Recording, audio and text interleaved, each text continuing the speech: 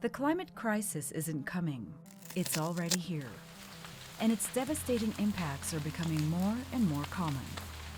Record-breaking temperatures, mass displacement, climate-induced conflicts, and unprecedented extinction events are predicted to only increase in frequency and scale, threatening the habitability of our planet and the ability for us all to coexist peacefully on it.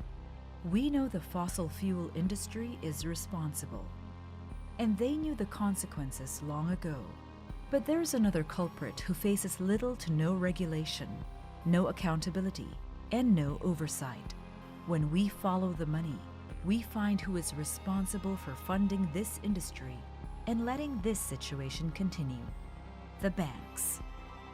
In the midst of all this chaos, knowing full well the dire straits we face, public and private banks are funding new fossil fuel exploration and infrastructure.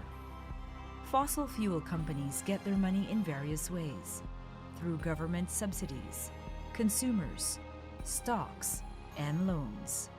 These become coal-fired power plants, mines, oil rigs, and fossil gas pipelines.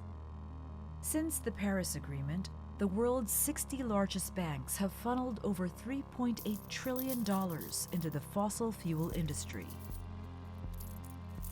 Some of the biggest funders and consumers of fossil fuels are in Asia, and private sector banks in the region, the ones you put your savings in, use this money to invest in projects at their own discretion.